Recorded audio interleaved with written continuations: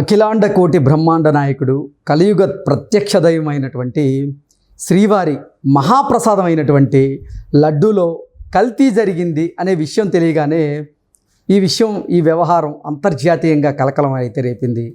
ఈ నేపథ్యంలోనే ఆంధ్రప్రదేశ్ ప్రభుత్వం ఈ వ్యవహారంలో సిట్ని ఏర్పాటు చేయడం, సిట్ అక్కడ 4 రోజుల పాటు దర్యాప్తు చేయడం, తరువాత ఈ లడ్డూలో కల్తీ జరిగిన వ్యవహారం గురించి సుప్రీంకోర్టు కొన్ని కీలకమైనటువంటి కమెంట్స్ చేసినటువంటి నేపథ్యంలోనే ఇప్పుడు ఆంధ్రప్రదేశ్ సర్కారు ఈ సిట్ దర్యాప్తునైతే ఆపివేయడం జరిగింది. ఆపివేసిన తర్వాత ఇది తీవ్ర చర్చనీయాంశంగా మారింది. ఆంధ్రప్రదేశ్ ప్రభుత్వం సిట్ విచారణని ఎందుకు ఆపింది అనేది ఇప్పుడు కొన్ని ప్రశ్నలు అయితే ఎవరికి అర్థం కానటువంటి నేపథ్యంలో దీని మీద మనం విశ్లేషణ చేసుకునేటువంటి ప్రయత్నం అయితే చేద్దాం. ప్రస్తుతం మనతో పాటున్నారు ప్రముఖ రాజకీయ విశ్లేషకులు, ప్రముఖ సీనియర్ జర్నలిస్ట్ మండవ దుర్గా కుమార్ గారు. సార్తో మాట్లాడదాం. సార్ నమస్తే అండి. నమస్కారం కృష్ణ గారు, మన వీక్షకులు కూడా నమస్కారం.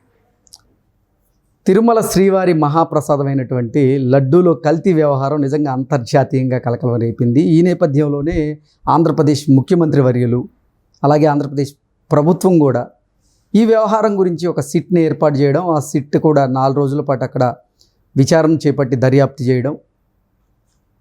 ఇంతలోనే సుప్రీంకోర్టు ఈ లడ్డూ వ్యవహారంలో కొన్ని కీలకమైనటువంటి కమెంట్స్ చేసినటువంటి నేపథ్యంలోనే ఇప్పుడు ఆంధ్రప్రదేశ్ సర్కారు కూడా ఈ సిట్ దర్యాప్తును ఈ నెల 3వ తేదీ వరకు ఆపివేయడం జరిగింది. ఇది ఇప్పుడు తీవ్ర చర్చనీయాంశంగా అయితే మారింది. అసలు సిట్ దర్యాప్తు ఎందుకు ఆపారు అనేది ఇప్పుడు చర్చనీయాంశంగా అయితే మారింది. సార్ ఏంటి దీని మీద మీరేమంటారు? మీరు అన్నట్టు ఇది చాలా ఒక అసాధారణమైన సంఘటన అండి. కొన్ని శతాబ్దాల్లో కూడా ఇట్లాంటి అపచారం శ్రీవారి దేవాలయంలో జరగలేదు. ఏమన్నా చిన్న జరిగినప్పుడు సంప్రోక్షణలు అవి చేయటం, వాళ్ళ శాస్త్రోక్తంగా హిందూ ప్రొసీజరల్గా ఉండే పద్ధతుల్లో చేసిన సందర్భాలు గుడికి ఉన్నాయి. అవును. కానీ ఇప్పుడు జరిగింది ఇది ఒక మానవ తప్పిదంతో జరిగింది, ప్రభుత్వం తప్పిదంతో జరిగింది. ఇది ప్రపంచవ్యాప్తంగా ఉన్న హిందువుల మనోభావాలు, కొన్ని కోట్ల మంది మనోభావాలు దెబ్బతిన్నాయి. తర్వాత దీనికి తోడు ఇప్పుడు ఒక రాజ్యాంగపరమైన వ్యవస్థలు కూడా ఇందులోకి ఎంటర్ అవ్వాల్సి వచ్చింది. ఒక పక్కన రాష్ట్ర ప్రభుత్వం ఎంటర్ అయింది, తర్వాత ఈ కేసు సుప్రీంకోర్టు విచారణకు వచ్చింది. ఇవన్నీ కూడా రాజ్యాంగబద్ధమైన వ్యవస్థలు. ఇటు రాజ్యాంగబద్ధమైన వ్యవస్థల్ని, ఇటు ధార్మిక వ్యవస్థల్ని అనుసంధానం చేసుకుంటూ, తర్వాత మూడో వైపు కొన్ని కోట్ల మంది ప్రజల మనోభావాలకు సంబంధించిన అంశం ఇమిడి ఉంది. వీటిని మూడింటిని సమన్వయం చేసుకుంటూ ముందుకెళ్ళాలి తప్ప ఇది ప్రభుత్వం ఒంటెద్దు పోకడగా వెళ్ళే పరిస్థితి కూడా కాదు. ఎందుకంటే అందరినీ సమానంగా చూసుకుంటుండాలి. ప్రభుత్వం దాని బాధ్యతను అది నెరవేర్చాలి. రాజ్యాంగపరంగా వచ్చినటువంటి బాధ్యతలు ఏవైతే ఉన్నాయో అది ఇతర రాజ్యాంగ వ్యవస్థలతో ఘర్షణ వైఖరికి దిగకూడదు.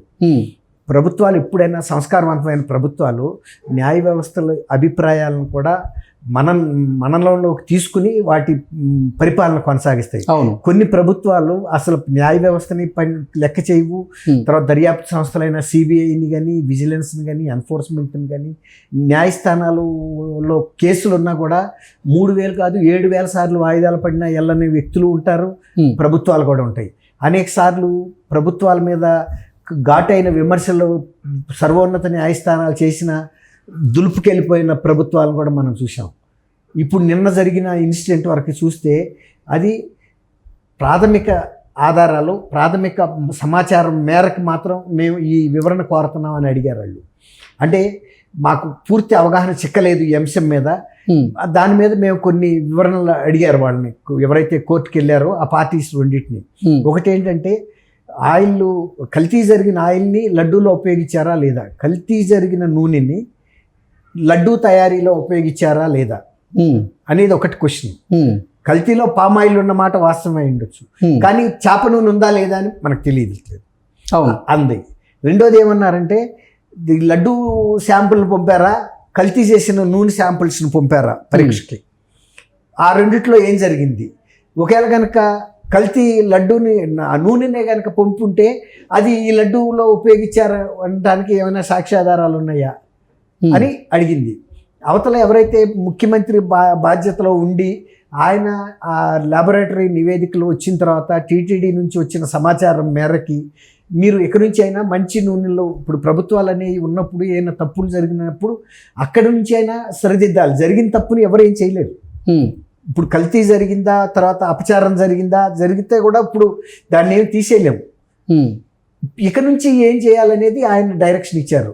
ఒక తిరుమల తిరుపతి దేవస్థానానికి సంబంధించిన అంశాల్లోనే ఇలాంటి మార్గదర్శనాలు ఇవ్వాల, చాలా అంశాల్లో ఇచ్చారు. అట్లాంటి అమరావతిలో వాళ్ళు పడవ పెట్టేశారు, పాడు పెట్టిన వాటిని మళ్ళీ మొక్కలు పీకిచ్చి నీళ్లు కప్పలో పాములు చేరిన భవనాలన్నింటినీ నీళ్లు తోడించి మళ్ళీ పునర్నిర్మాణానికి సంబంధించిన నివేదికలు తయారు చేయించారు.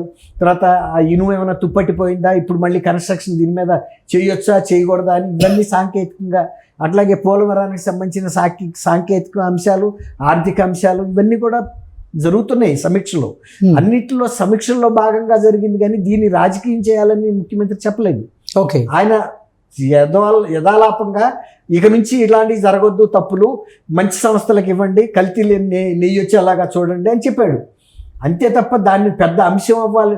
కాకపోతే ఒక్కసారిగా అది ఇంతమంది మనోభావాలు దెబ్బతిన్నాయి అనేది ఒక్కసారిగా పెళ్ళుబికింది ప్రజల్లో నుంచి. అసలు రివర్స్ టెండరింగ్ పిలవటం ఏంటి? అక్కడే తప్పు జరిగింది కదా. రివర్స్ టెండరింగ్ పెరగడానికి టీటీడీ ఏమన్నా వాణిజ్య సంస్థ, వ్యాపార సంస్థ, అదొక ధార్మిక సంస్థ. తర్వాత ప్రతిరోజు కనీసం ఉండీలోనే సగటున 3 కోట్ల రూపాయల ఆదాయం వస్తుంది ఇతర సేవల నుంచి కాకుండా. అలాంటప్పుడు ఇంత చిన్న అంశం మీద నేతికి రీటెండర్లు పిలిచి, రివర్స్ టెండర్లు పిలిచి నాణ్యత తక్కువైన నెయ్యిని ఉపయోగిస్తే అది ప్రజల మనోభావాలు దెబ్బతీసినాయి. వాటికి జంతువులకు సంబంధించిన ఫ్యాట్లు వీటి కూడా కలిపారన్నారు అనేది ఒక్కసారి పెళ్ళుకినప్పుడు ఆయన దాన్ని సవరించాల్సిన బాధ్యత ప్రభుత్వం మీద ఉందా, లేకపోతే పట్టించుకోకుండా వదిలేయాలనేది ఎవరు చెప్పలేకపోతున్నారు. అది ఎంతవరకు సమంజసం?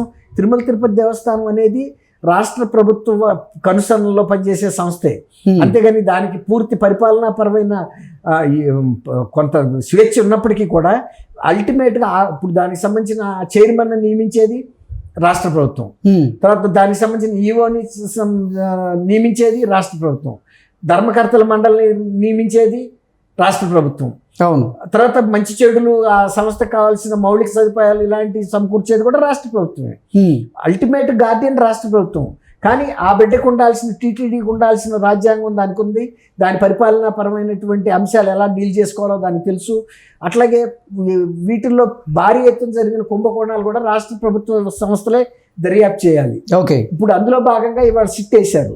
ఇప్పుడు న్యాయస్థానం కొన్ని సందేహాలు లేవనెత్తింది. కాబట్టి ఈ 2-3 రోజులు మళ్ళీ 3వ తారీఖున న్యాయస్థానం ముందు విచారణకు వస్తుంది. విచారణకు వచ్చినప్పుడు పూర్తి సమాచారం న్యాయస్థానం ముందు పెడతారు. పెట్టిన తర్వాత న్యాయస్థానం గతంలో చేసిన వ్యాఖ్యల మీద మళ్ళీ తిరిగి కొంత సవరణ చేసుకునే అవకాశం కూడా ఉంది న్యాయమూర్తులు. ఓకే, ఇప్పుడు మాకు ఇది అర్థమైంది, ఇక్కడ వరకేను, దీని మీద మేము ముందుకెళ్తామని చెప్తారు. అంతేగాని ఇప్పుడు వాళ్ళు వ్యక్తం చేసిన సందేహాలని దాన్ని వ్యతిరేకంగా వ్యాఖ్యానించినట్టు, అది టీటీడీ మీద వ్యతిరేకంగా వ్యాఖ్యానించలేదు, రాష్ట్ర ప్రభుత్వం మీద వ్యాఖ్యానించలేదు, కల్తీ జరగలేదని అనలేదు, లేకపోతే లడ్డూలు కల్తీ అయిందని కూడా చెప్పలేదు పూర్తిగా. అప్పుడు ఎలా చెబుతుంది? అసలు అడ్మినిస్ట్రేషన్ స్టేజ్లో ఉంది. ఇప్పుడు దాంట్లో కేసులో మెరిట్స్ చూస్తున్నారు, ఇందులో ఉన్న అంశాలు ఏంటి అనేది పరిశీలిస్తున్నారు. ఒక పూర్తి అవగాహనకు వచ్చిన తర్వాత వాళ్ళు అడ్మిట్ చేసుకున్న తర్వాత, విచారణ జరిగిన తర్వాత అప్పుడు ఈ పూర్తి సమగ్రమైన నివేదికలు చూస్తారు. అప్పుడు వరకు ఘర్షణపూరిత వాతావరణం లేకుండా కొద్ది కాలం పాటు సస్పెండ్ చేశారు వీళ్ళ ఎంక్వైరీని. అంతే తప్ప ఇది పూర్తిగా సిట్ని ఉపసంహరించుకున్న భావన అనుకోవటానికి వీల్లేదు. ఓకే, సిట్ పని సిట్ చేస్తుంది. ఓకే, అంటే సిట్టు వెనకడుగు వేసేటువంటి ప్రసక్తే లేదంటారు? ఉండదండి. ఎందుకుంటుందంటే సిట్టు ఎప్పుడు న్యాయస్థానం షూస్లో అడుగు పెడతలా. అంటే ఈ నెల 3వ తేదీన సుప్రీంకోర్టులో దీని మీద తీర్పు రాబోతున్నటువంటి నేపథ్యంలోనే తీర్పు తర్వాతే అసలు సిట్టు ఎటువంటి విచారణ చేపట్టే అవకాశం ఉందనేది సుప్రీంకోర్టు ఆదేశాలు ఎలా ఇస్తుందో డైరెక్షన్స్ చూడాలండి, మార్గదర్శనం. ఇప్పుడు సిట్ కనుక ఉంది కాబట్టి మీరు ఆపమంటదా? సిట్ పని సిట్ చేయనివ్వండి, మా దర్యాప్తు మేము మా ముందు వచ్చిన నిజాలు వాస్తవాల మీద మేము కేసు విచారిస్తామని అనొచ్చు. కాబట్టి లేదు, సిట్ విచారణ చేసే అంశాలను మా దృష్టికి కూడా తీసుకురమ్మని కూడా అడగవచ్చు. ఓకే, లేదు మేము డైరెక్షన్స్ ఇస్తాము సిట్కి, సిట్ పని చేయాల్సింది. ఇప్పుడు న్యాయస్థానం వెళ్ళి ఎప్పుడు ఇలాంటి కేసుల్లో దర్యాప్తు చేయలేదు కదండి. ఇప్పుడు ఫీల్డ్లో దర్యాప్తు చేయాల్సిన అంశాలు ఉన్నాయి. ఆ సంస్థల దగ్గరికి వెళ్ళాలి, వాళ్ళు ఎంత సప్లై చేశారు, ఎట్లా సప్లై చేశారు, వాళ్ళకుండా ఎకనామిక్స్ ఏంటి, 320 రూపాయలకి ఎలా ఇవ్వగలుగుతున్నారు చూడాలి కదా. తర్వాత ఎంత క్వాంటమ్ సప్లై చేశారు, ఎన్ని రిటర్న్ వచ్చినాయని చూస్తున్నారు ఇక్కడ. నిజంగా రిటర్న్ వెళ్ళినాయా, ఎప్పుడు వచ్చినాయి, ఏ వెహికల్స్ వచ్చినాయి, ఎంత కెపాసిటీ, ఇప్పుడు వరకు ఎంత కన్జంప్షన్ జరిగింది ఈ సంస్థల ద్వారా. తర్వాత వీళ్ళు ఎక్కడన్నా 320 రూపాయలకి ఇతర సంస్థలకు ఎక్కడన్నా సప్లై చేశారా, ఇతర సంస్థలకు సప్లై చేయనప్పుడు ఇక్కడ సప్లై చేస్తున్నారు అంటే ఖచ్చితంగా కల్తీ చేయొచ్చు, ఇక్కడ అవకాశం ఉంది కాబట్టి. అదే ప్రైవేట్ సంస్థ అనుకోండి, ఒక మిఠాయిలు తయారు చేసే సంస్థే ఉంటుంది, వాళ్ళకి 320 రూపాయలకి ఇలాంటి కల్తీ చేసి ఇస్తే వాళ్ళు తీసుకుంటారా? ఎందుకంటే వాళ్ళు తీసుకోరు, ఖచ్చితంగా తిరగొడతారు. ఇక్కడ కిక్ బ్యాక్స్ ఉంటాయి కాబట్టి ఒకవేళ కల్తీ జరిగినా దాన్ని పోర్టులోకి దిగుమతి చేసుకోగలరు, లడ్డూ తయారీలో కూడా వాడగలరు, సప్లై చేయగలరు. ఇది ఒక ధార్మిక సంస్థ. ఇక్కడ అనేక మంది దీని మీద అధికారులు ఆశిస్తారు, వాళ్ళకి కావాల్సిన కిక్ బ్యాక్స్, వ్యాపార సంబంధమైన లావాదేవీలు అనేకం జరుగుతాయి. ఇప్పుడు సుబ్బారెడ్డి గారు ఈ స్టేట్ విజిలెన్స్ అండ్ ఎన్ఫోర్స్మెంట్ అవకతవకల మీద దర్యాప్తు చేస్తుంటే ఆంధ్రప్రదేశ్ హైకోర్టుకి వెళ్ళారు కదా స్టే కోసం. ఎందుకు వెళ్ళారు? ఇప్పుడు ఆయనకి భయమే లేకపోతే, అవకతవకలు లేకపోతే విజిలెన్స్ మాత్రం ఏం చేస్తుంది? ఖచ్చితంగా అక్కడ జరిగినాయి, ఇది కూడా అందులో భాగమే.